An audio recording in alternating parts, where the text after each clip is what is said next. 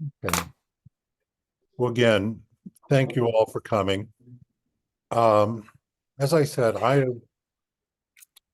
have some things prepared, a little something that I wrote um, in tribute to Laurence, and then after I speak, then Araj will, and a couple things that I'll read, and then we will give everybody an opportunity. So Laurence Lampert was my teacher, my mentor, my intellectual companion for several decades, and one of my very closest friends. He's been a huge part of my life for many decades.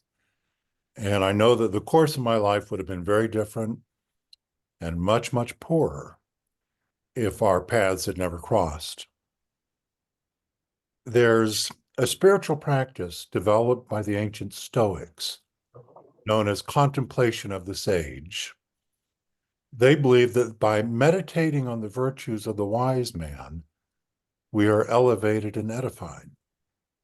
I'd like you all to join me in that practice today as we reflect on the life of Laurence Lampert, who has touched all of us in one way or another. I first met Laurence in my first semester as an undergraduate at Indiana University in Indianapolis. My first class with him was on classical philosophy, and we spent most of the semester reading Plato's Republic, a dialogue that Laurence would later brilliantly elucidate in breathtaking detail in his book, How Philosophy Became Socratic. The memory that most sticks out for me from that class wasn't the details of Lawrence's commentary on the text, but his instructions on how to prepare for the class. After giving us the reading assignment, he instructed us, in your first reading, you can read quickly just to get an overview of the argument and the main action. In your second reading, bear down a little to get a sense of the details of the argument. In your third reading, he thinks I'm going to read this book 3 times? Of course, I did eventually read the Republic many more than 3 times, including a few times in my own classroom, guiding undergraduate students, just as Laurence had guided me.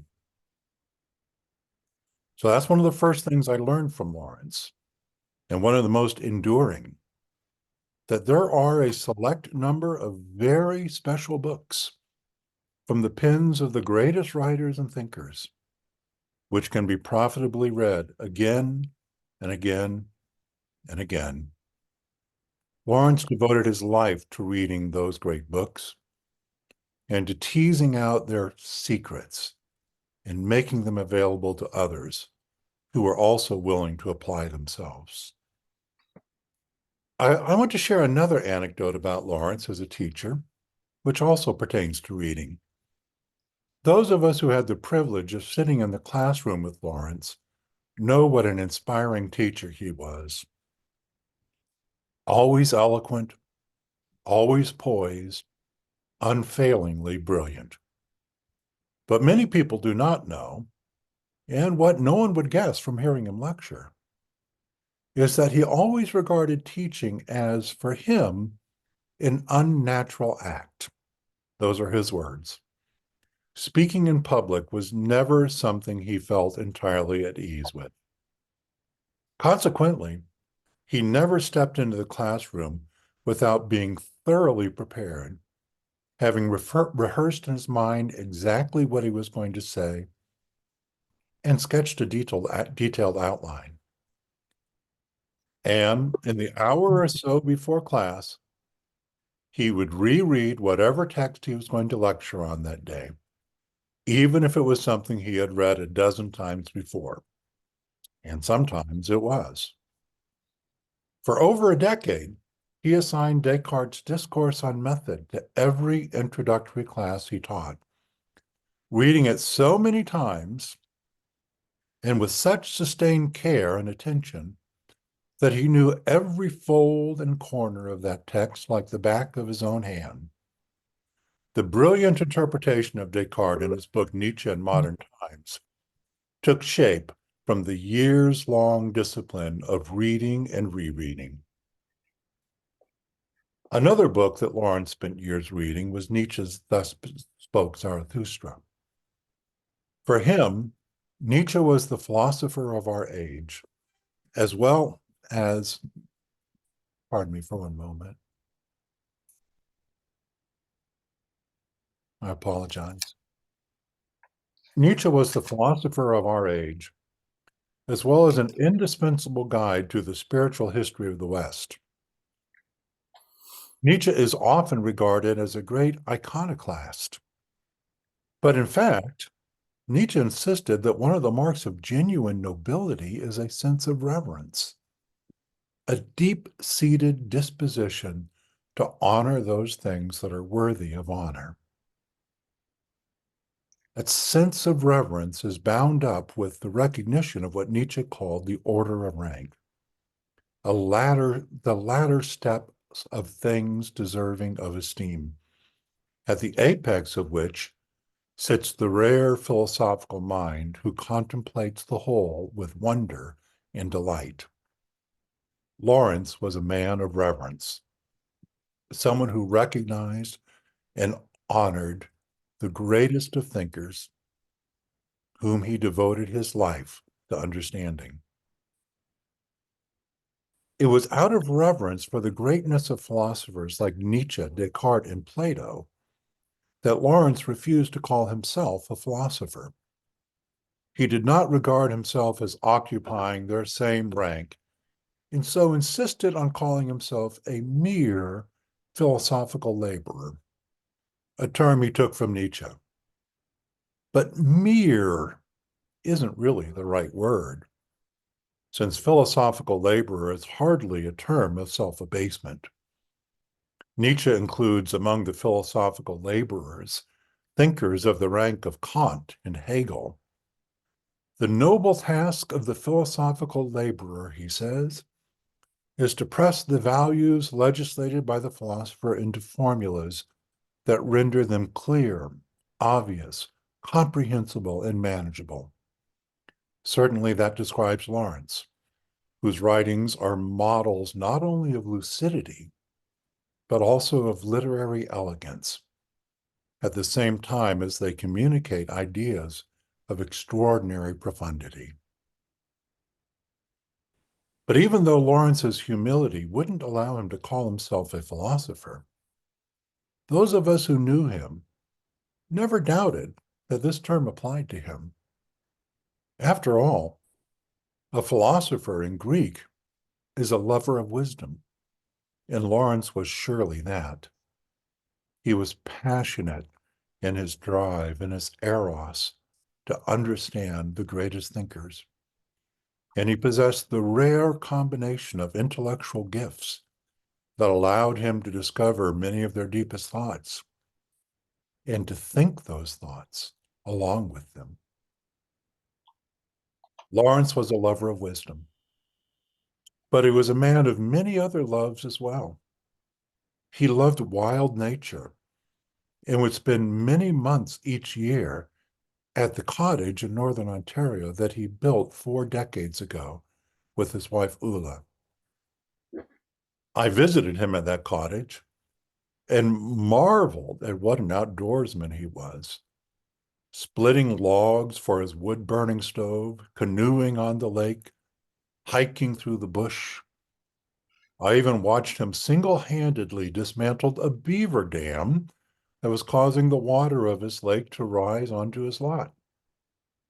For Laurence, Nietzsche's admonition to be loyal to the earth meant treasuring and protecting the wild nature he loved so much. I mentioned Ulla, with whom he built his cottage. She was, in his words, the love of my life. He told me of how they met when she was working in a bookstore in Freiburg, Germany. He was immediately smitten and managed to overcome his shyness to ask her out that evening. She declined, informing him that she had other plans. He was prepared to give up, but something told him to give it another try. How about tomorrow night? She said yes, and thus began the great romance of his life. It was a stroke of good fortune for which he felt the greatest gratitude. Another thing for which he was immensely grateful was the invitation he received to visit China and give a series of lectures there in 2015. Out of that visit came what have come to be called the Beijing Lectures, which were published recently in China in a bilingual edition and will appear this summer in an English edition published by Paul Dry Books. Laurence was extremely proud of these lectures, viewing them as a fitting capstone of his many decades of scholarship. But that's not the only source of joy that came out of his China visit. He made new friends, among them Robert Leo and his wife Tao Kong, who have messages that I will be reading, and was excited to learn that several of his books had been translated into Chinese and were garnering an audience of avid Chinese readers. Gratitude is a word I've used a couple times, so I want to end these reflections with Laurence's own words on gratitude from the last paragraph of the last book he published. Laurence writes, "A Nietzschean history of philosophy understands philosophy to be the highest human gift. The attempt to understand rationally the causes of all things and to generate a social order within which that gift can prosper. It is the gift at work in the Homeric origins of our culture and through the history of our culture in the writings of Plato and the great Socratic schooled by Plato. Nietzsche shares with Plato the old teaching that we are not our own, that we owe our being to something infinitely greater than ourselves, that we can, to some degree, understand. Gratitude is philosophy's fundamental response to the world understood in the only way that it is understandable. In Nietzsche, that deep-running gratitude takes public form in the most extreme affirmation of this life that is at all imaginable, the passionate desire that what is eternally return just as it is. Gratitude. We owe a cock to Asclepius. These are the final words of Socrates according to Plato. Thank you, Laurence, not only for teaching us about gratitude and its place in the history of philosophy, but for the gift of your life, for which we are all so very deeply grateful.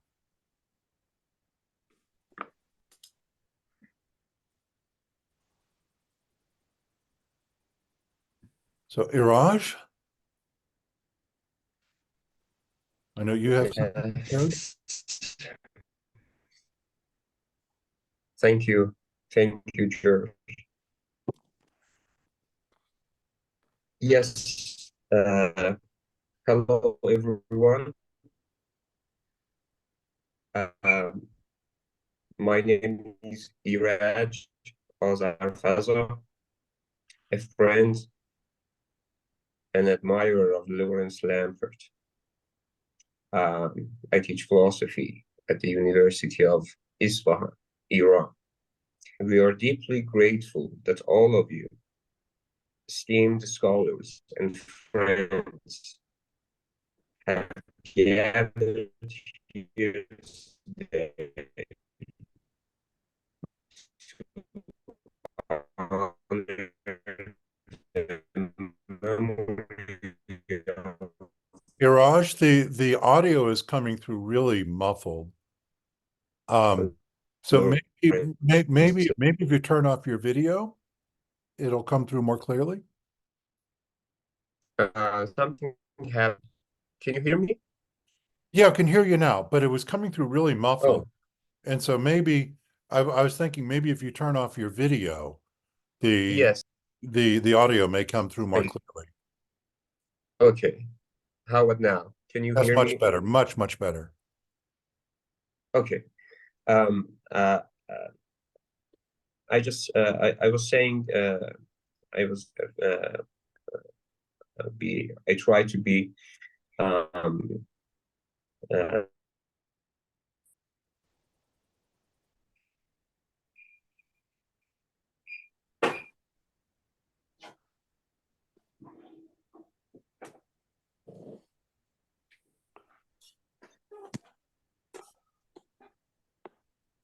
Iraj, are you there?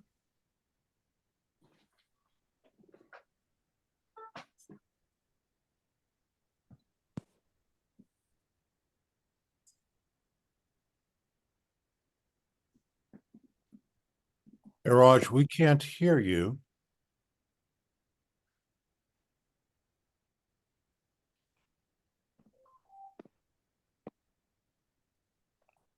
Iraj, I have an idea. Why don't you email to me what you've written and then I can read it?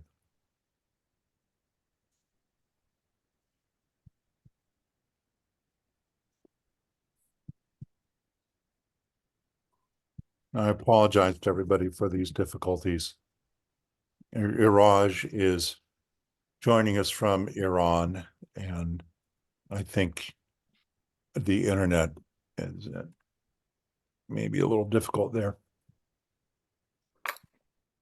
Um,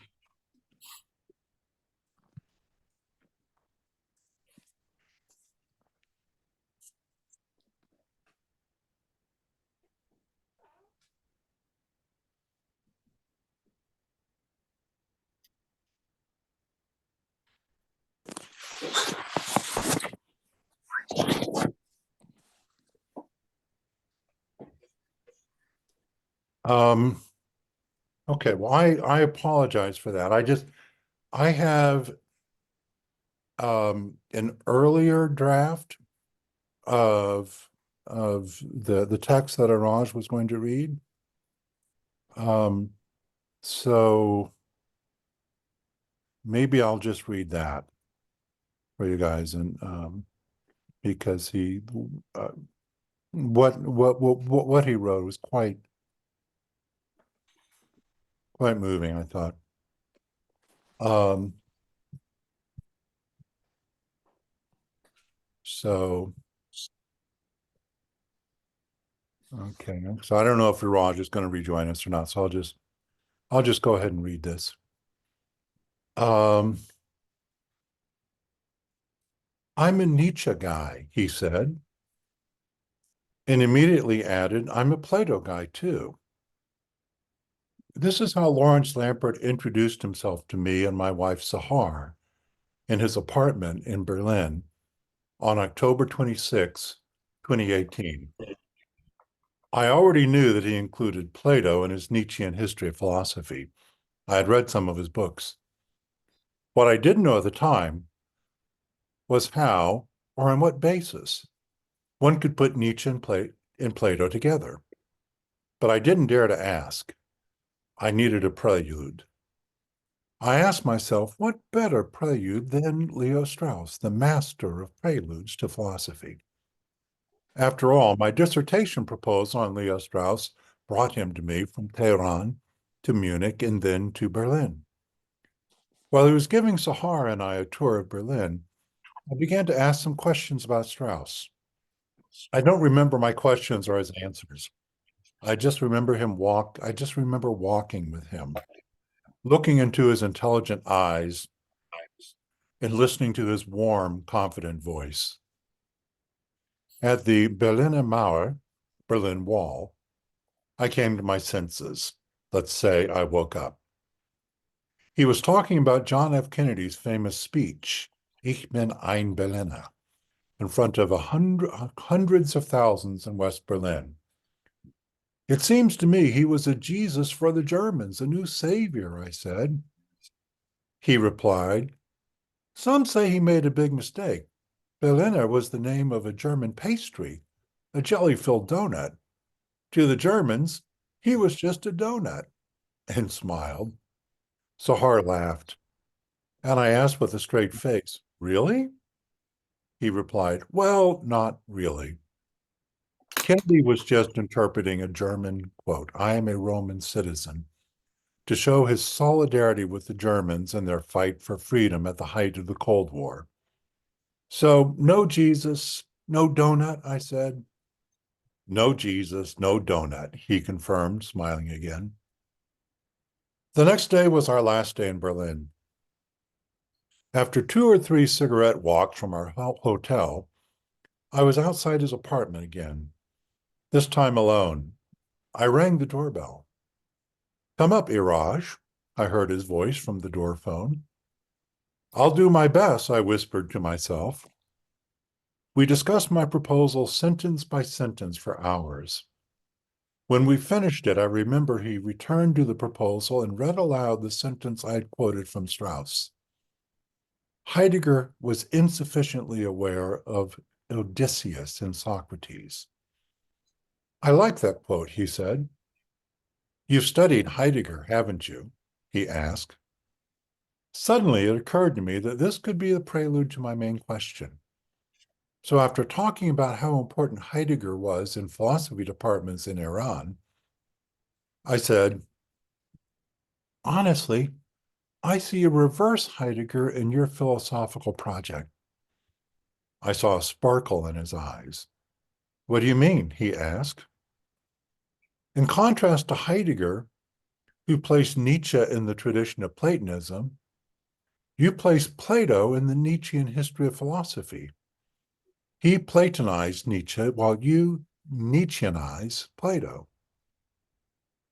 There's more than a simple reversal, Iraj. Heidegger missed both Nietzsche and Plato for the same reason Strauss revealed here. He missed Odysseus in philosophy. Do you know what Odysseus represents here? A safe speaker. What do you mean? I asked. Look, my Nietzschean history of philosophy is based on 3 principles. The greatest thoughts are the greatest events. Genuine philosophers are commanders and legislators.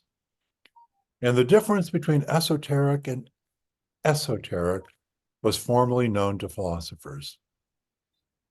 While you can find the first 2 principles, however distorted, in Heidegger's history of philosophy, the last one is almost absent. You know why? Heidegger didn't know what a philosopher is. I said, in this sense, Nietzsche himself should be placed outside the history he made possible. Nietzsche is radically outspoken. He replied, yes and no. Yes, because he thought that the time of the Platonic noble lie or pious fraud was over. No, because he recognized it in earlier philosophers. There's a difference between Nietzsche, who knew why intellectual probity is our last virtue, and Heidegger, who didn't. It's a regime change, Iraj. I don't remember the rest of the conversation. So Sahar just came in and Laurence started talking to her. They were talking about Lawrence's wife, Ula, whose portrait hung on the wall. At first, I didn't listen closely because I was lost in my thoughts about what he had just said. But I noticed that Sahar had tears in her eyes. So I turned to Laurence, but I couldn't understand what he was talking about. I was confused. After a minute or two, I understand that Ula had died a few years earlier. While Laurence described their loving relationship, I had a strange experience. Laurence appeared to me as both beautiful and terrifying. Beautiful because of his passionate love for Ula, echoed in his voice. Terrifying because of his inscrutable countenance, devoid of grief, agony, or terror. He said, I was writing my Plato book when Ulla's health deteriorated. Ulla died in 2009, and Laurence published his Plato book in 2010. I couldn't understand how a human being could have such control over his emotions. I saw something awesome in his radiant face. We had a wonderful life, Sahar, he said. And he ended his report with a word I will never forget: gratitude. 3 years later, when I just received his last Plato books, how Socrates became Socrates, I saw that word again. At the end of his commentary on Plato's Phaedo, Laurence gave a profound interpretation of Socrates' last words.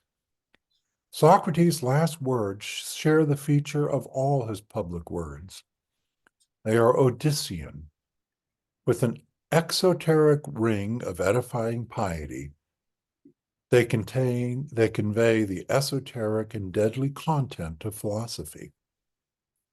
Crito and the pious others expressed their gratitude to Asclepius in the fitting Greek way. Socrates says that too, while implying gratitude for life as it is.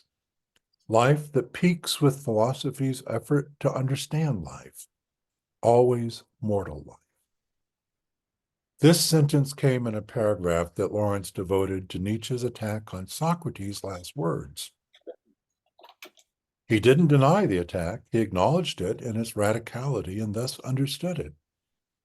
As part of his effort to undermine and destroy the prevailing Platonism, one main fragment of Nietzsche's killing all 108 suitors in order to found a new spiritual order. Nietzsche did to Platonism what Odysseus did to the pre-Homeric regime, and Plato did to the Homeric regime. It's a regime change, Iraj, I recalled. Well, he didn't stop there. In the last two paragraphs, separated by asterisks, he returned to the first installment of his Nietzschean history of philosophy, Nietzsche in Modern Times. He gave a brief summary of Descartes' regime change out of gratitude. Then finally, he revealed the connection between gratitude and regime change in great philosophers.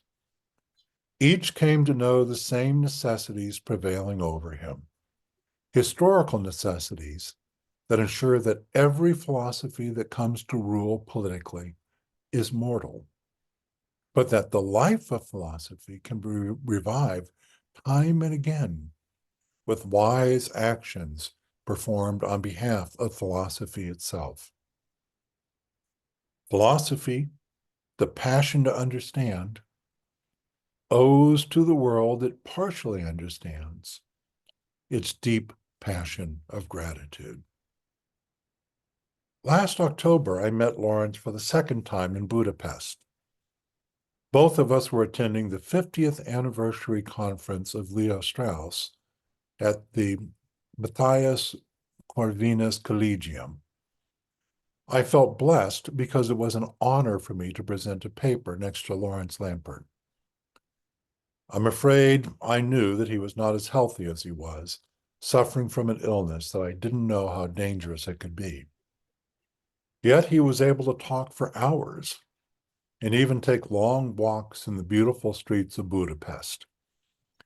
When I asked him if he had any new books or papers to work on, he said, "No, Iraj, I'm done." And he continued, "My books end with Plato, although they should end with Nietzsche.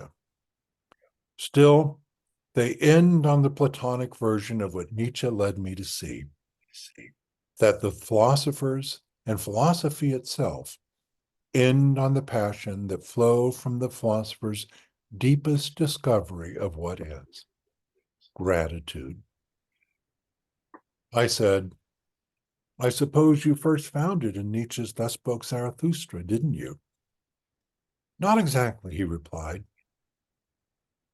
In Nietzsche's most important workbook, in the Nietzsche archive in Weimar, where I spent so many pleasant days, I watched Nietzsche move gradually in daily entries in his workbook to his fundamental ontological insight, and then, with complete suddenness, start writing about the limitless affirmation of the world understood.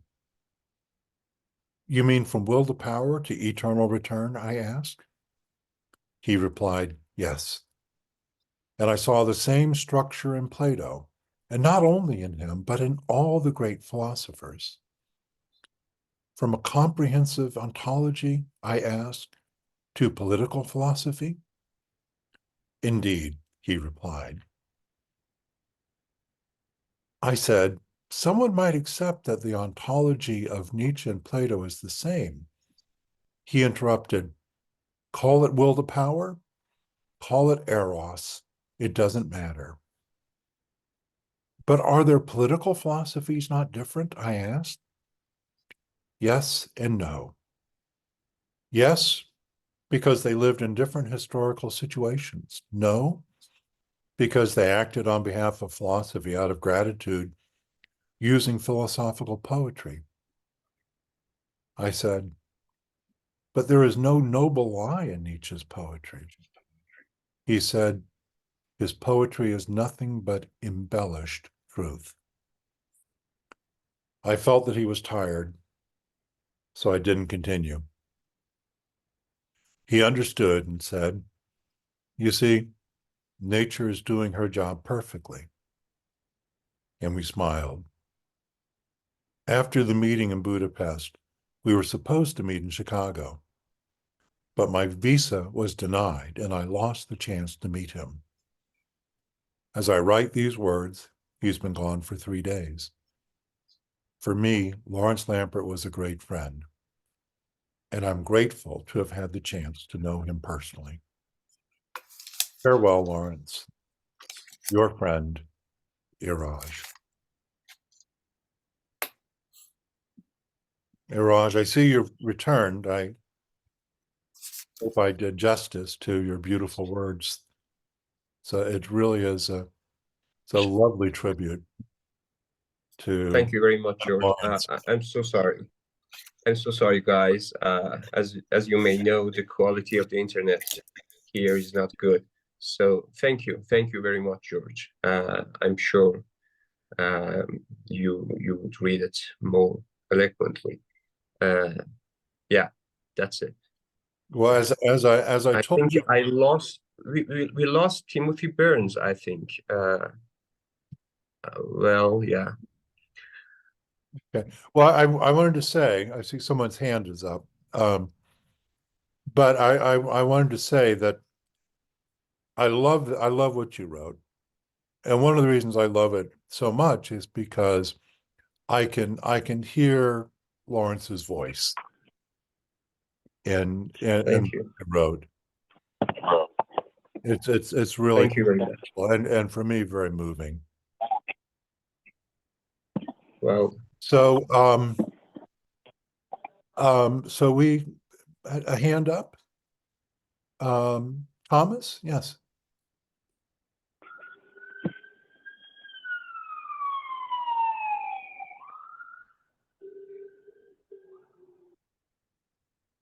So you wanted to share something? Yes, hello. My name is Thomas Moore. Forgive me, my words will be nowhere near as eloquent as the last speakers, but I wanted to, I guess, say honestly what I had to contribute, which is I discovered I'm a student at Yale right now. I study philosophy, mostly focusing on Rousseau and Strauss. I discovered Laurence Lampert's book comparing Strauss and Nietzsche about 4 years ago, and it just completely transformed how I viewed both Nietzsche and Leo Strauss. And so that's Lawrence's contribution in my life. I don't think I would have been able to get to Yale without that book, without those contributions. And my hope is that future scholars will be much like Laurence Lampert, much like Tim Burns, much like a generation of, you know, if you want to call it Strauss, that Laurence Lampert was a part of. And my hope is that he will continue to inspire people in the future to be as not only scholarly, but as friendly and as good at mentoring and teaching as he was. And that's what I wanted to share. Thank you, Thomas. Thank you very much. thank you. I have a couple messages from Lawrence's friends in China that I'd like to read, but before I do that, I think there may be some people who may have to leave early. I think maybe Peter Minowitz is one of them. And so Peter, I wanted to give you the opportunity if you had anything that you'd like to share. I do, thank you. I can stay for another 45 minutes or 40, at least half an hour. If you want, if the Chinese contributions are short, you could proceed, or I can speak briefly. Okay, well, I'll go ahead and read them first. And then I will shut up for a bit and let others speak. So the first message from is from Robert Leo, who is one of Lawrence's very dear Chinese friends. He's currently translating Lawrence's book, What a Philosopher Is. And so here's what Robert wrote. Dear everyone, I'm Robert Leo. To begin with, I'd like to thank George for inviting me to this memorial service, although I never imagined that I would, in this year, with so much grief, speak to Laurence, to the greatest Nietzsche student ever, to the fearless philosopher who, inspired by Nietzsche and Plato, vanquished and embraced the immortality of human life with the spirit of gratitude. Dear Laurence, I speak to you as your reader for 2 decades. I would like to thank you for what you have written about Nietzsche, Strauss, and Plato. As a scholar who has been working on Nietzsche, Strauss, and Plato, I have been constantly benefited from the numerous books and articles you have written. As a reader, I read Laurence Lampert as a great scholar, a philosopher. A philosopher never dies because philosophy never dies. Philosophy never dies because there will be eternal questions concerning the universe and human beings living in this universe. As a reader who read a philosopher, I believe Laurence Lampert never dies because Laurence Lampert is a philosopher, and a philosopher has eternal life because there will be eternal return of the questions that define philosophy. Dear Laurence, I speak to you not only as a student of philosophy, but also as a friend for 10 years. As an old friend, I recall how we met in China and how we met in London, in so many discussions we had. As an old friend, I wish time could go back to the day when we met in London. You were so well and kept talking for over 6 hours. I wish time could go back to that day when the autumn night in London didn't make you feel cold, and into the 1950s when you fished for red salmon in Alaska. Dear Laurence, it is fortunate for me to be your friend. It is more fortunate for me to be a friend of the philosopher Laurence Lampert. As a philosopher, you say yes to the world. You have gratitude for the immortality of life by the affirmation of the world of becoming. This would, in a way, decrease my sorrow at the loss of such a good friend and produce a lot of gratitude for such a philosopher who will be with us in the way philosophers have always been with us. Yeah, that's Robert Leo. And the other message is from Cao Tong, who is Robert's wife and who also teaches philosophy and has been translating Lawrence's last book. So Tong writes, Dear everyone, I have been very sad since I learned the sad news of the passing of Professor Lampert last Tuesday. Laurence is a pure philosopher, and I am very moved by his defense of philosophical life in modern times. Apart from reading what Laurence has written, I was greatly benefited from two encounters with him. One was in 2015 when he was giving lectures in China. In 2015, when I was studying and translating Leo Strauss's 1972 Nietzsche course. In Hangzhou, Laurence Lampert gave me very clear and frank instructions. The other was a pleasant 6-hour gathering in London in the autumn of 2018, at a time when my study on Plato got stuck in the extremely difficult text of Parmenides. His unexpected appearance was a great inspiration for my study on Plato's Parmenides. At that time, Laurence was working on How Socrates Became Socrates, which I had just finished translating into Chinese this month. Laurence said, "This will be my last book." I, however, did not believe that this philosopher of becoming would stop writing after this book. Indeed, Laurence kept working until the end of his life, expressing his deep gratitude for life. Here, I would like to give my admiration and gratitude to Professor Lampert for leaving immortal works to this world. And that's from Tao Tong.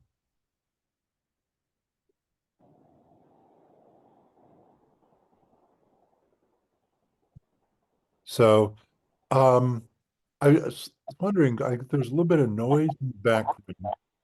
So perhaps I can ask everybody to mute themselves unless I've called on you to speak. I think that way we'll have less distraction. Thank you very much. So I'd like to invite others to speak now. Yes, Daniel Blue. You need to unmute yourself.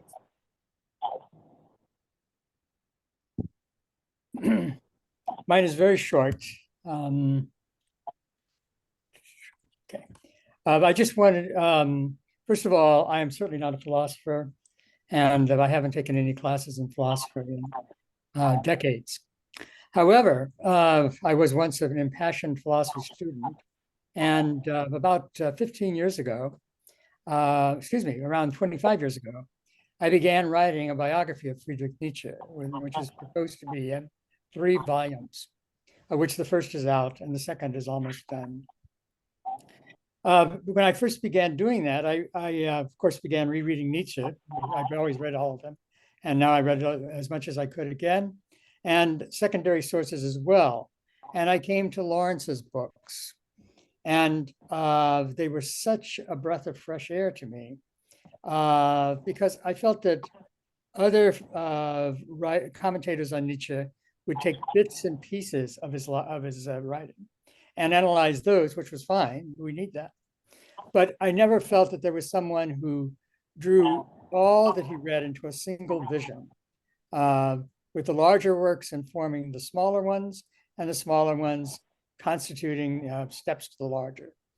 There was a sense of unity and of transcendence about Lawrence's approach to Nietzsche that I didn't find elsewhere.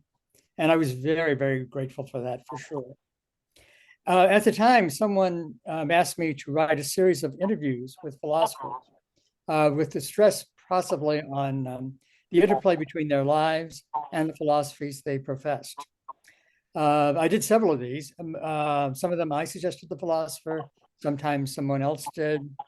And finally, it suddenly dawned on me, my God, this is my great chance to meet Laurence Lampert. Why don't I write him? Probably he doesn't have time for this, but you never know. So I did. I cleared it with the editor, and I wrote Laurence, who wrote back very quickly, I think within a couple of days, and said he'd be delighted to participate in this. I then reread all of Lampert's books that he had written to that time, which was through his book on Beyond Good and Evil. He wrote, of course, 3 or 4 books after that, at least 4 or 5, maybe. which I also would read later on in their time. But I just got as far as, I think, Nietzsche's Task. At the time I was first encountering Laurence. So we arranged, first of all, I wrote some practice questions and sent them to him. And he seemed to really like them. And I sensed a new enthusiasm for our interview. Long story short, we set up the interview. He called me, or I called him, I think, and we went through my questions and went through a great deal more. It was a very exciting conversation because, as everybody knows, Laurence is every bit as articulate in person as he is in his books. So I was just constantly listening as closely as I could. I was taping what he said, but I also listened closely in case there often comes times in taping where someone's voice is inaudible for one reason or another. And I took notes, of course. One thing very idiosyncratic of Laurence, I made a number of these interviews, was that all the others we read to the end, and with one exception, we didn't use all of our time. I had tape decks. This is the old days, and the tape decks lasted an hour, and I would be maybe half an hour for most of the people, 45 minutes, and then we would be mutually exhausted and we could hang up. Laurence went all the way to the end of the tape, and I had to put him on hold and go buy another tape during the interview to record everything that he was saying.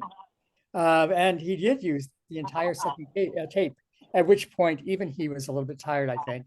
And so I looked at I began the gargantuan task of trying to transcribe all that he said during those 2 hours. It was quite a task. At the same time, it was really not a task at all. It was fun because I sort of hung on Lampert's words, and this is my opportunity not just to hang on them, but to let them, my whole body absorb them as I type his sentences one by one by one. Just a moment, I need to check my notes here. Yes, so after that, we kept in touch. First of all, he definitely liked the interview. I presume that everyone here has had a chance to look at it if you're interested at all. And he wrote me repeatedly how much he liked it. And he kept saying, we must meet. And of course, I would be very happy to do that. But the times were difficult. He was often in Canada in his cottage, which, by the way, was a problem because, of course, he had very little internet connection there. So I would send him a question, and it would take a while for him to get back to me. My editor did not understand this. But we did finally meet at a conference in New York, in which it was immediately evident to me that although these were his cohort, this was his cohort, one would think, Laurence looked profoundly out of place. And I think he felt profoundly out of place. I would bet that most of the people there had not read his books, and certainly no one seemed to come up to talk to Laurence very much, but I did, of course. And so we chatted away, and we made arrangements to go out that evening, where Laurence kindly paid for a rather expensive dinner as a compensation for writing the interview, which was very kind of him. I was touched, and we had a great time. We walked the streets of Manhattan for hours afterwards, and I forget what we chatted about, but it was all sorts of stuff: plays, theater. I remember a lot about that. Some Nietzsche, obviously, and various things that happened in Laurence's life. I went to Berlin yearly to work at the various libraries there, and Laurence always extended an invitation, and so I did visit him at least 3 times while I was in Berlin, and they were always very pleasant times. I mean, our meetings were always the same. We were happy to see one another. We never ran out of conversation. At the same time, we never felt rushed. We just chatted until we were done, and then we moved on. We were then scheduled, we were supposed to go together to Weimar, which was, for me, a dream trip for all sorts of reasons. I had been to Weimar, of course, but not with Laurence Lampert. Unfortunately, he had to cancel the trip at the last minute because of his wife's illness. So that was gone. And that was actually the time when we set up the meeting, was the last time I actually saw Laurence, probably around 2010 or 11. I think her death date appears in the bio that George and Laurence themselves together wrote, I believe. But it was about that. That was the end of my actually meeting Laurence. But we kept in touch still all the time. When my first volume of my book came out, he was really happy that I had thanked him in the introduction. And I thought, well, of course I would thank you. What do you think? I mean, I read all your books. I spent so much time with you. I probably have been with nobody else so long, so much time. And but he said no one ever thanks him in their books or anything like that. I don't know if that's true or not. I understand that could be exaggerated, but he seemed very touched that I had done so. Whereas for me, it was of course an obvious thing to do. And he, by the way, he liked the book very much, which of course was a wonderful thing for me. And I think that's yes, well, one thing that and the visit to the philosophical conference made clear to me is that in some way Laurence was extremely lonely. I mean, he chattered right away, we chattered all the time. But if he didn't have someone that he felt comfortable with, I could see that he was somewhat strained for conversation. For some reason, I found that touching and right, because for me, the people that I really admired pretty much kept to themselves. I respected that. I respected the isolation of people who have a task to do and they settle into it and continue till they come out on the other side and it's done to their own satisfaction insofar as they had time to bring it to completion. And my last memory, which ends all as it were for me, is the notice that I saw from George with the obituary. And I was just astounded. I didn't think Laurence could die. I didn't think he was mortal. And that topic has already been addressed here. I know exactly what people mean by that. Well, I've chatted enough here, and that's really all I have to say. I'm very grateful for having known Laurence. I'm very grateful for him having introduced me, not directly, but to George, who is always a pleasure to listen to and a pleasure to read. And I guess that's it for now. Thank you very much. Thank you very much, Daniel. By the way, Robert Leo, whose tribute I read a few minutes ago, has translated that interview, the interview that Daniel did. Robert has translated that into Chinese. And it's a great interview. And I know that Laurence really liked it. Good. So let me and one more thing I want to say, you described Laurence as lonely. Maybe that's not quite the right word. I mean, he was a very solitary man, but he made good use of his solitude. He was definitely. He was someone who knew the uses of solitude. I guess I should say that I saw him as lonely when he was in crowds, not by himself, not at all. I think he was happiest when he was in Canada, surely alone, and in the wild.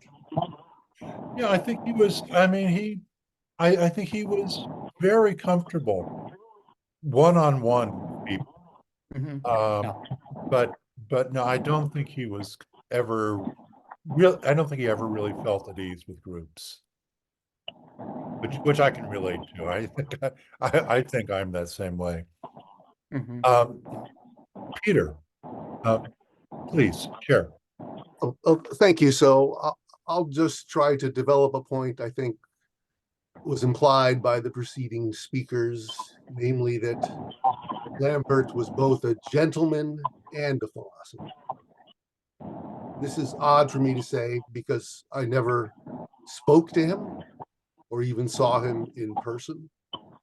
We exchanged a few brief email memos, but I know him almost entirely through his books, which I discussed in a chapter I contributed to the 2022 Festschrift that George and Mongo edited.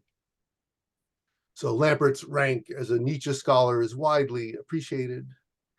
I suspect, however, that I learned even more from his two books on Strauss, his two books on Plato, and his analyses of Bacon and Descartes in Nietzsche and Modern Times, which is a book that the Dunn gang dissected back in 2021.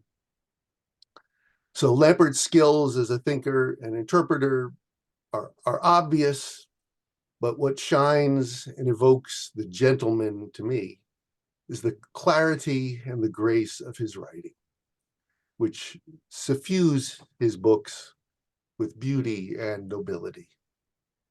He provides his readers with so much insight indeed that he stands out for being generous, magnanimous, liberal, witty, gentle, and even just. With a great deal of help and initiative from George, furthermore, Lampert ended up as a kind of founder of our tiny but I think admirable city via Zoom for the last few years. So I am truly sad, like everyone else here, that Lampert won't be providing us with additional scholarly gifts, but I look forward greatly to future interactions with many of you, some of whom I'm seeing for the first time.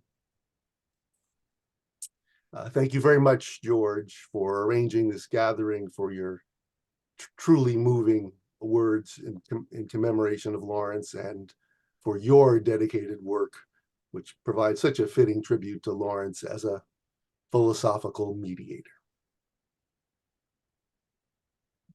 Thank you very much, Peter. Sam Frisbee.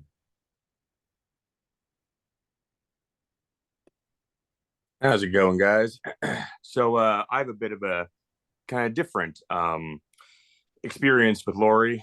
He was actually my godfather, and while he taught me a lot, it was never as directly of a teacher relationship with him. My dad was one of his teacher's assistants back in the late 80s, and that's where he met my mom. So if not for Laurie and his class, then I quite literally would not be here. He was my neighbor growing up, and so as a very important part of my life and my parents' life, I'd see him all the time, coming over for coffee with my dad and stuff. And we even took a really cool trip when I was 7 years old. Laurie, me, and my dad to Germany and Greece and Italy, going over various philosophical landmarks. We got to see Nietzsche's Rock and Plato's First Academy and things like that. And it was wonderful. Then, not too long after Laurie was dealing with his own personal tragedy with the love of his life, both of my parents died on the same day. And Laurie ended up being about the only real consistent person I had in my life. I was kind of in a tailspin. I was 20 years old and quite lost. And I would meet up with him every single Tuesday for coffee.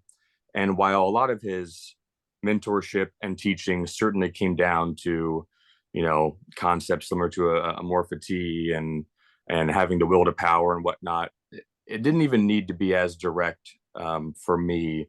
It was more a matter of him exemplifying what just a good, strong man looked like. And oh man, he had always kind of been in my internal pantheon of heroes my whole life, but especially after they died, the way he stepped up for me was absolutely monumental and forever changed my life going forward. We got to take a really cool trip, and I think it was 2011 or so. He and I went and recreated our original trip. We went to Germany and Austria together. We got to go to Lake Silvaplana, where the concept of eternal recurrence was thought up. and we made a little makeshift grave for my dad there. Spread his ashes and stuff.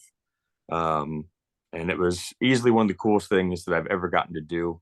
And I'm so glad that I really got to have such a important, lifelong, like memorable journey with that guy, because as much as I've always known that he's a great philosopher and a great teacher, at least the one thing I hope to share with the people on this call is that he was also just a fundamentally great man. And he had maybe the kindest, purest heart that I've ever known. And I hope that I'll keep living this life over and over again, because that means I get to see him again. Thank you, Sam. That was beautiful. And as I told you on the phone the other night, he thought the world of you. He was very proud of the man that you became.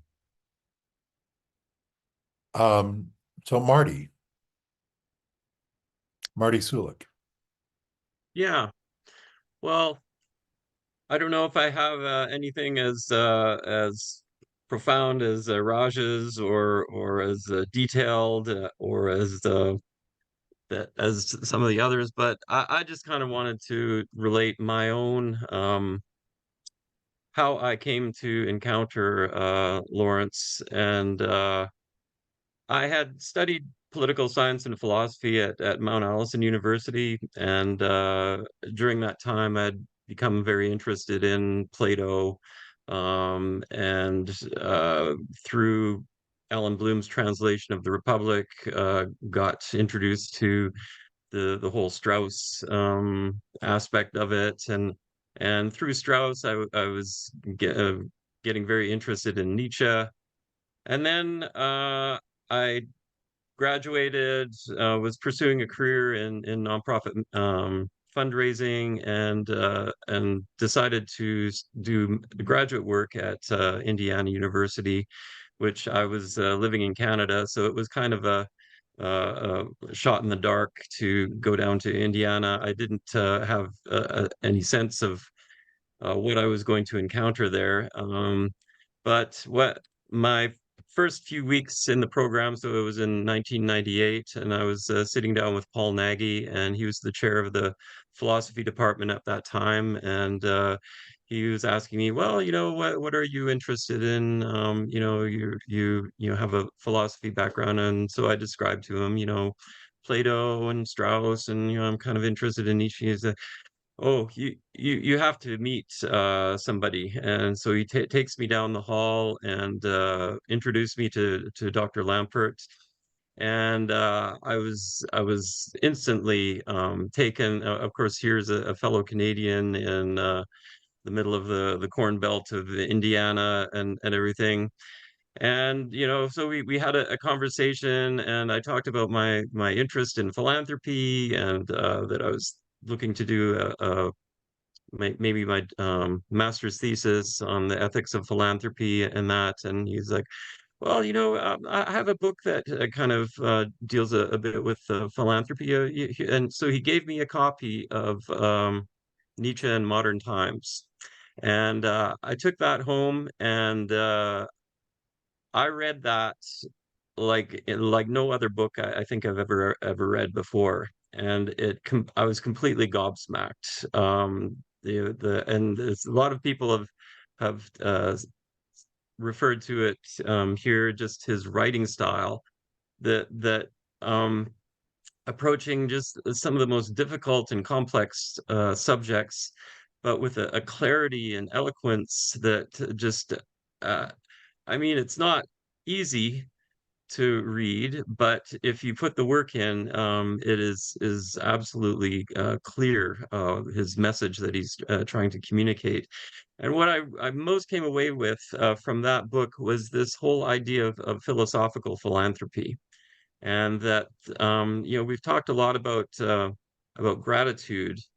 But I think the flip side of the coin of gratitude is this idea of philanthropy in the broadest sense.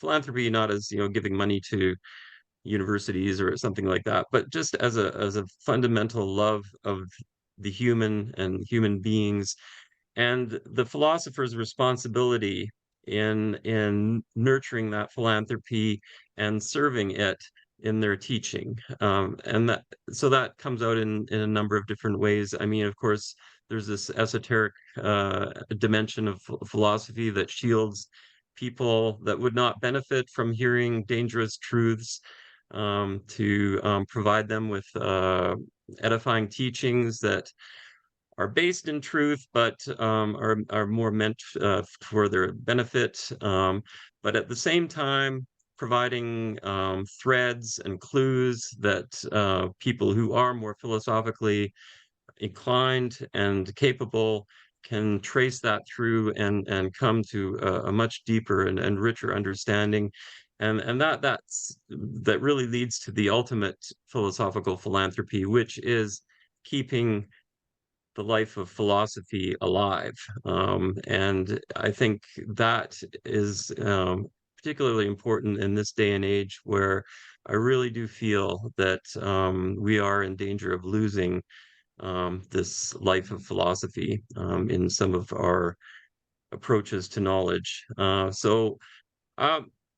I met Dr. Lampert, 26 years ago or whatever, and continually studied, took courses from him right up until his retirement, when I actually got into the PhD program, and he agreed to be my dissertation advisor, even though the first year of my program was his last year of actually teaching.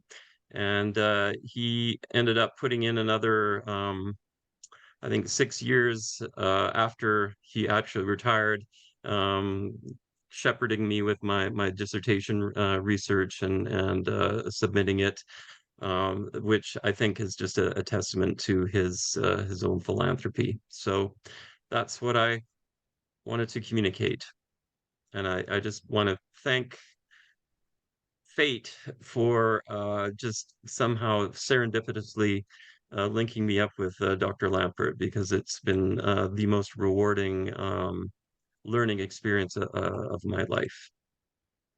Thank you. Thank you, Marty. Tom Meredith, another student of Professor Lampert.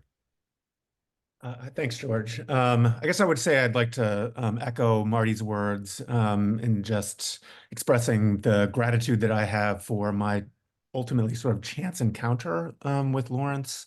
I was a student of his at IUPUI. I took 4 courses with him. It began with Plato's Republic. Then we read Homer's Odyssey. Then we read Plato's Symposium, George, which you co-taught with Laurence. And then I was lucky enough to take his the last course that he ever taught at IUPUI, which was on the Spoke Zarathustra. And I'm most grateful to Laurence for introducing me to political philosophy, which I take to mean philosophy as a way of life. And that has shaped not just my understanding of philosophy, but really the direction of my life. And so I thought I would just sort of share some of my experiences with Laurence since meeting him. He was certainly one of the most important people in my life, changed the course of the direction of my life. And he remained a real presence in my life throughout my academic career. So I had the lucky opportunity to interact with Laurence, not just in Indianapolis, but also in Berlin and then in Chicago after his move up there. I had a couple really great experiences. I had the lucky opportunity to spend a few summers in Berlin studying German. And so luckily our time overlapped there every summer. And so we would meet up weekly, semi-weekly basis and grab a beer. We would meet at his wonderful apartment, his wonderful flat there.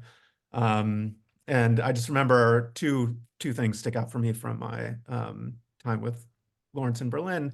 The first was I had the chance to meet Graham Parks, who was visiting, who's another Nietzsche scholar. And I went out to dinner with Graham and Laurence, and it was a really wonderful experience. I was just a young graduate student, and certainly felt just kind of like overwhelmed by their presence.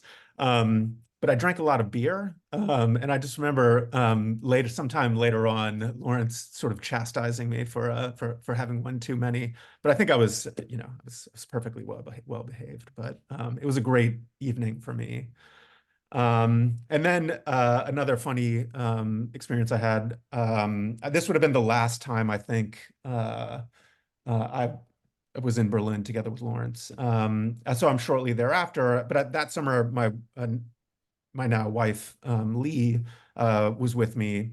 And one of the great things is that Laurence was so generous, of course, with his time. He also let Lee and I take out, he had this great little Miata in Berlin, and he let us borrow it a few times.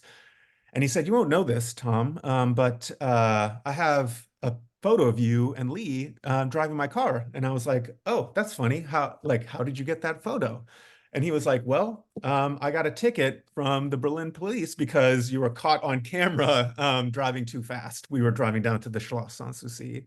And he was like, my friend, his friend, I believe it was Mongo, who lived nearby him in Berlin. And he was like, "I went down to the police station with my friend Mongo, and there was a however large fine. And Mongo was like, 'You have to pay this.' And Laurence said to himself, 'Yes, that's right, I do.' So he just nicely paid for my speeding ticket.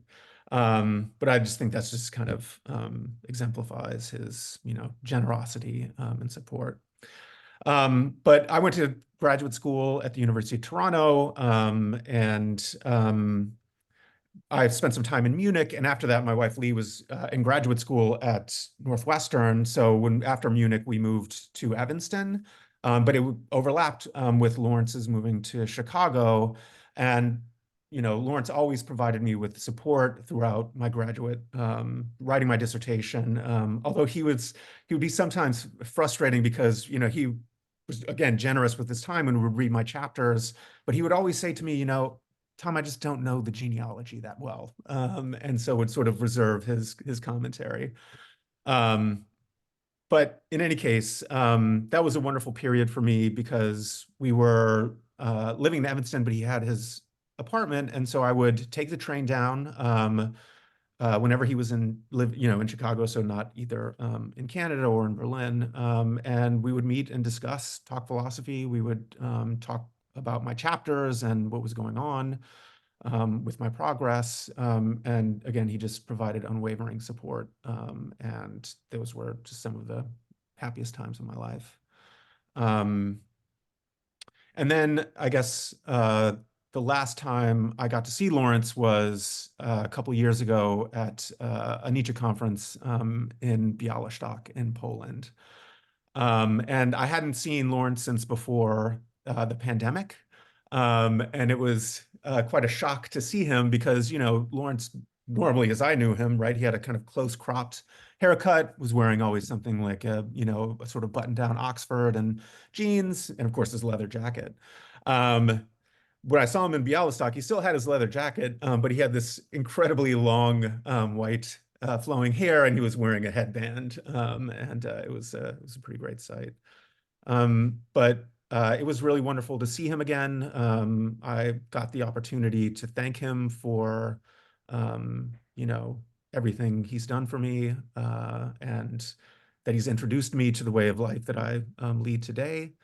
And I guess I would just say, his is a great loss for me. For better or worse, he also introduced me to Nietzsche, and that is what I've devoted my life to. And I hope that, I think that you can see his influence clearly in how I approach Nietzsche. And yeah, I'm just forever indebted to his influence and his support. So yeah, so thank you. Thank you so much. Thank you. It's a pleasure to meet you, Thomas. Yeah, I heard your moving report on Professor Lampert, and I was really moved by you, Sam. Thank you very much. It was moving, really. I didn't know that.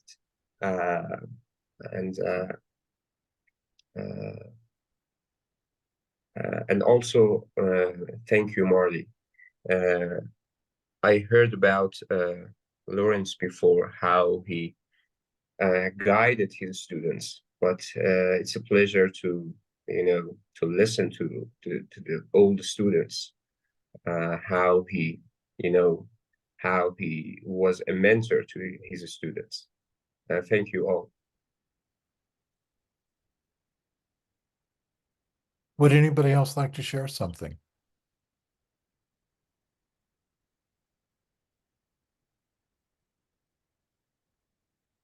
Ron Dart?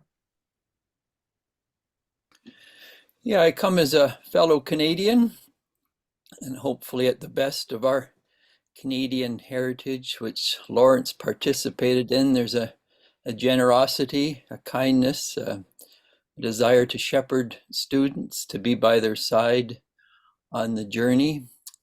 Being a Canadian, another one of our great Canadians who was very concerned with Plato, Strauss, and Nietzsche was George Grant.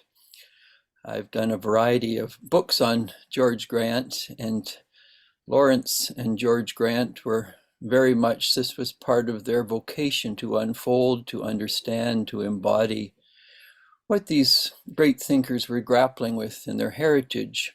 I have a copy here in 1978. It was one of the first books that came out on George Grant. It's called George Grant in Process, and Laurence Lampert has a fine article in it on how to do philosophy and what it means to do philosophy.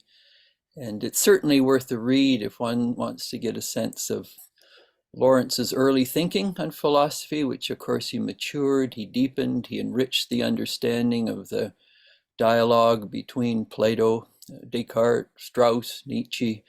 I've spent some fine time at Nietzsche's home in Sils Maria. Some of you have probably done there. I've walked the trails with my wife and allowed that world to get inside of me as much as I can.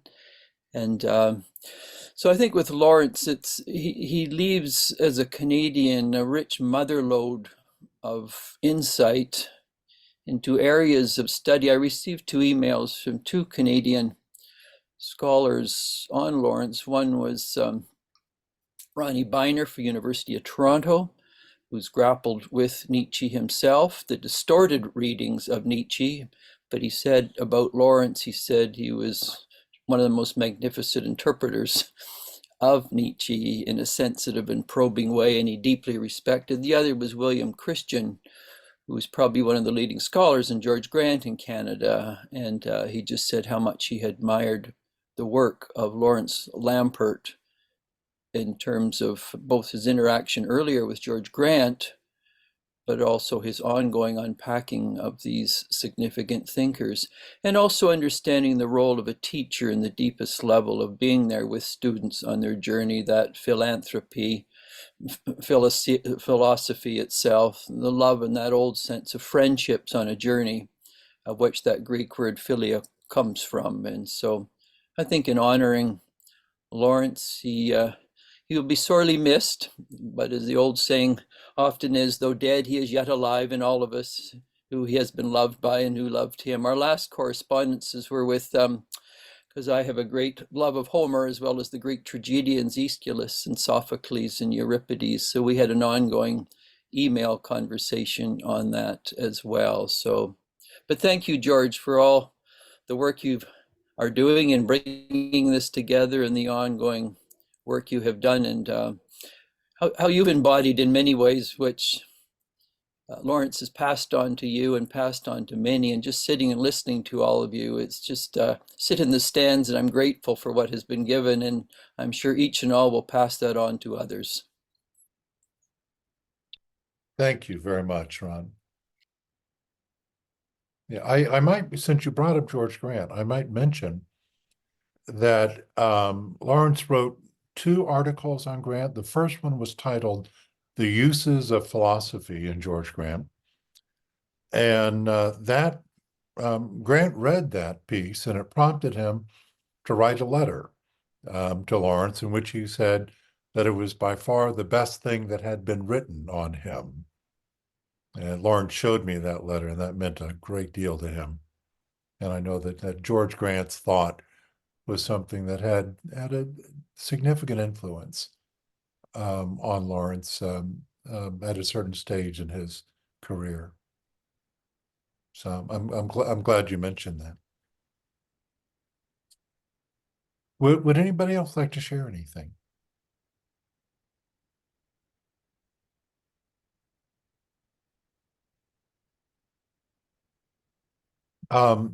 Mongo? Hi, George, and hi to everybody here. I only know George, but it's very nice to see this collection of people. I just want to say one thing to honor Laurence, and that is to pass along to everyone listening here what his favorite German word was, and it doesn't have all that much to do with philosophy. But his favorite German word was Sitzfleisch, and Sitzfleisch is the reason that he gave when I, of course, stunned by his analyses of various texts up and down the history of philosophy. You know, I'm like, how do you do that, Laurence? And how do you pierce all these texts which say nothing to me? And in his infinite modesty in conversation, at least, he would say Sitzfleisch. And I don't remember. I think in Mr. Blue's interview, I think he may have mentioned it. I don't know how he translated it, but it's the ability to keep your ass on the chair for a long time. And this is something that Laurence was very, very good at, you know, and it didn't pain him in the way that, for example, I just use myself as an example. Like after 2 hours of reading something that's intractable or whatever, I'm like, I got to do something else, you know. And Laurence was apparently not like this at all, you know. And so that was his Sitzfleisch, and I appreciated that he ascribed his brilliance to Sitzfleisch. But I suspect, though I have no personal knowledge of this realm, I suspect that there's something much more going on than just the ability to stay seated and keep reading what you're reading. All right. All right. That's all I wanted to say. Thanks so much for this opportunity, George. Thanks for putting this together. Well, thank you, Mongo. And yeah, I know I recall him talking about that virtue, the virtue of Sitzfleisch, or could be translated having a hard butt. Although I think maybe the last decade or so, he didn't have to rely on his hard butt because he got a standing desk. And so he worked standing at his desk rather than sitting at his desk. But same idea. So thank you very much for that. There was someone else, I think. Yes, please, Elizabeth. Hi, I'm his niece. I'm his niece from Canada. And today has been a really beautiful opportunity to get a view into my uncle's life. We haven't been, he's always been this greater than that uncle, but yet to everybody else, to me, he was my uncle. He wasn't in my life very much. He was off doing his thing.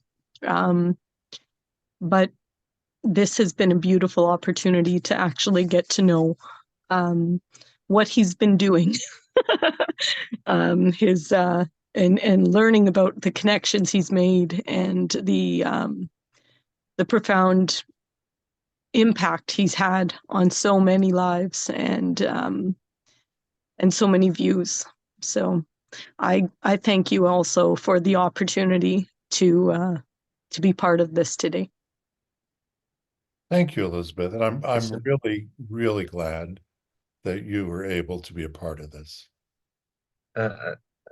George, I have a question for Elizabeth. May I ask my question? Yes. Oh, absolutely. It's a pleasure meeting you, Elizabeth. Just one question. You were the one who bought cell phone for Laurence? No, that was probably not me. That was probably my sister-in-law. I'm Oh, assuming yeah. my sister-in-law Tracy Because- would have done that. Yeah. Yes, I remember. Yeah. Oh, okay. And it's funny, it Thank was you you. that had said something Thank about you. seeing my uncle He didn't know with his anything hair. about cell phone and how to use it. Yeah. No, but somebody had said something about his hair and how he was wearing his hairband or headband.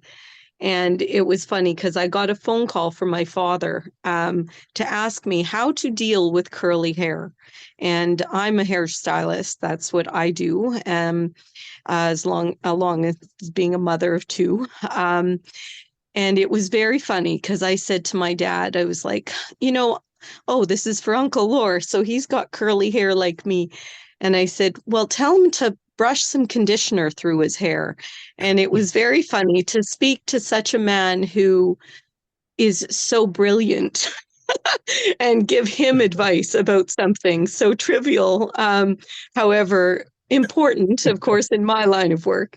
And it was neat because he actually called me afterwards and he said to me, you might be on to something here with putting conditioner through my hair.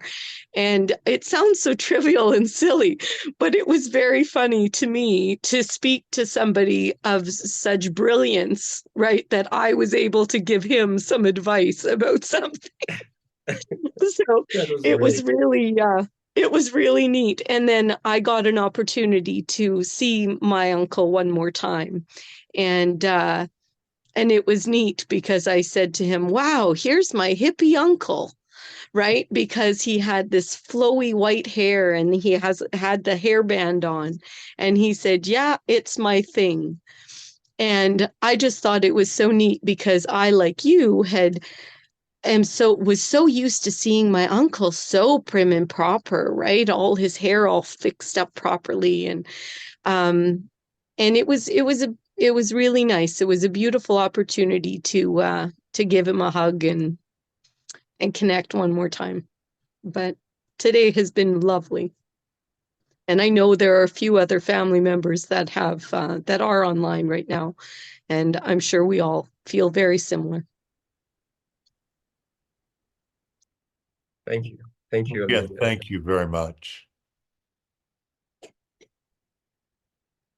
Well, would anybody else like to share something?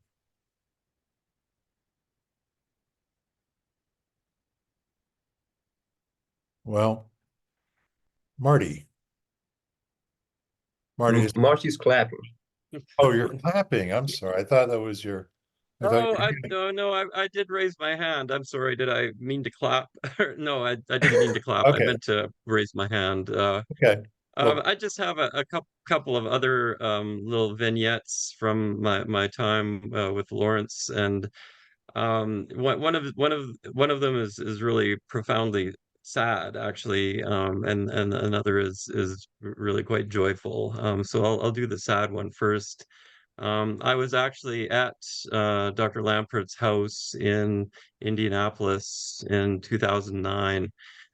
He was advising me on my dissertation progress, and in kind of the middle of our meeting, it was in the afternoon on I think it was a Tuesday, and he got a phone call, and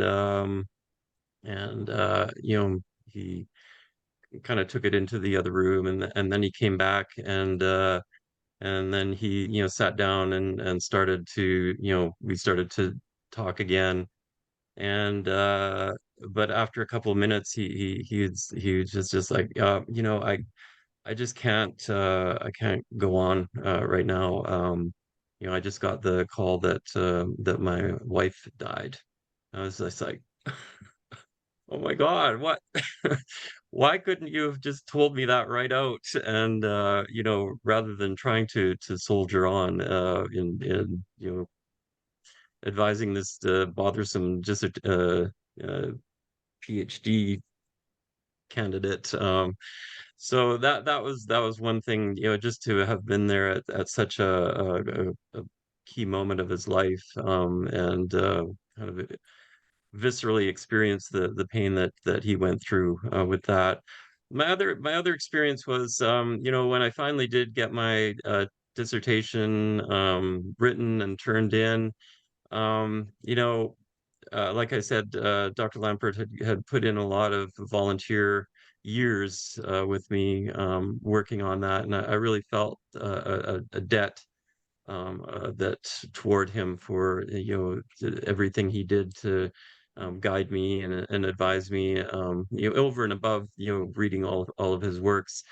So I bought him a gift, and I bought him an Athenian owl, which, if anybody knows anything about ancient Greek numismatics, it was a, it was basically like the ancient Athenian Benjamin. You know, it was like your kind of bling, silver piece, and but I brought it to him wrapped and everything, and I was like, "Oh, I have a gift for you," and he's like, "Oh, that's nice," and you know, he's kind of going through it's like, "Oh, well, you know, it's going to be like a paperweight or something like that," and he opened it up, and the way his eyes lit up when he saw what it was an instantaneous recognition of, well, both what the object was, but also what it signified. You know, there's a great scene in Aristophanes'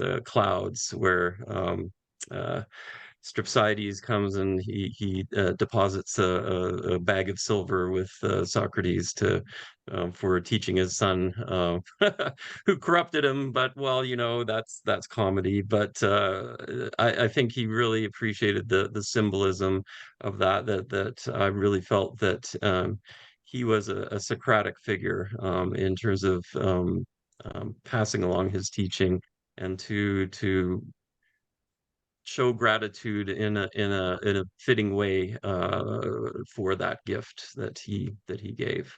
So those are my two recollections that I wanted to share. Thank you, Marty. Thank you, Marty.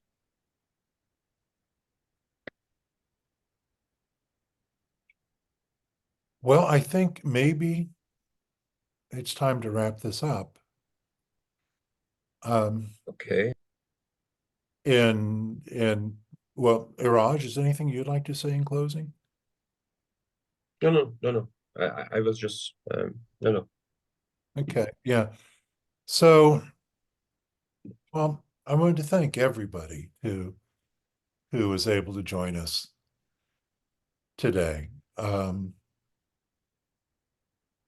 I really enjoyed hearing all of the tributes to Laurence, hearing about how, you know, he had been important to each of us in different ways.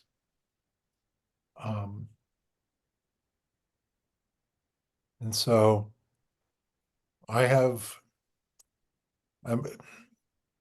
as I think many of you know, Laurence really was one of my closest friends. And this is a loss that I feel very, very keenly. But having this opportunity to share memories with you and hear from each of you, your memories of Laurence, it has meant a lot to me. So I want to thank all of you sincerely from the bottom of my heart for participating today. And I also thank you, everyone, for your anecdotes and reports. I would like to send my condolences to Elizabeth, to everyone here, and also George, because I know that what Laurence meant to him. Thank you, everyone. Yeah. So thank you all so much. And so we'll conclude now, but I know that Laurence, he's still with us. He will always be with us. Of So course. thank you again, and goodbye, everybody. Goodbye, everyone.